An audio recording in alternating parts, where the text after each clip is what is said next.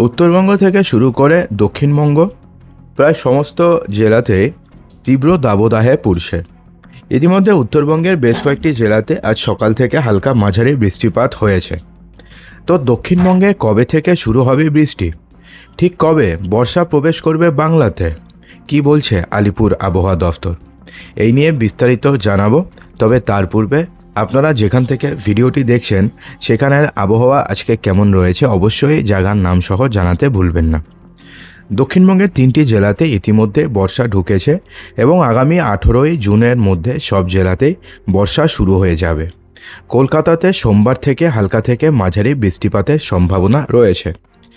হাওয়া অফিসের পূর্বাভাস অনুযায়ী 18 জুনের মধ্যে দক্ষিণবঙ্গের প্রায় প্রত্যেকটি জেলাতেই বর্ষা ঢুকে যাবে, অর্থাৎ মাঝ সপ্তাহ অর্থাৎ বুধবার সব জেলাতেই বৃষ্টি শুরু হয়ে যাবে। সোমবার থেকে কলকাতার প্রত্যেক দিনই হালকা থেকে মাঝারি বৃষ্টিপাত হতে পারে। আজ কলকাতায় সর্বোচ্চ তাপমাত্রা 32 ডিগ্রি সেলসিয়াস এবং সর্বনিম্ন তাপমাত্রা 28 ডিগ্রি সেলসিয়াসের কাছাকাছি। দীর্ঘ অস্বস্তি শেষমেশ দক্ষিণবঙ্গে বর্ষা ঢুকেছে, আর কয়েকদিনের মধ্যেই দক্ষিণবঙ্গের সব জেলাতেও দক্ষিণ পূর্ব মৌসুমী বায়ু প্রবেশ করবে। শুধুমাত্র কলকাতা নয়, কলকাতা সহ গাঙ্গেয় উপত্যকার সব জেলাতেই বৃষ্টিপাত হবে। অন্যদিকে পূর্ব মেদিনীপুর এবং দক্ষিণ 24 পরগনায় মাঝারি বৃষ্টিপাত হবে।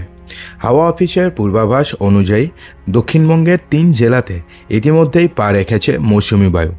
জেলাগুলি হচ্ছে নদিয়া, 24 পরগনা এবং বর্ধমান। আগামী 19শে জুন দক্ষিণবঙ্গের বীরভূম, মুর্শিদাবাদ, পশ্চিম বর্ধমান জেলাতে বৃষ্টির সম্ভাবনা সবথেকে বেশি রয়েছে।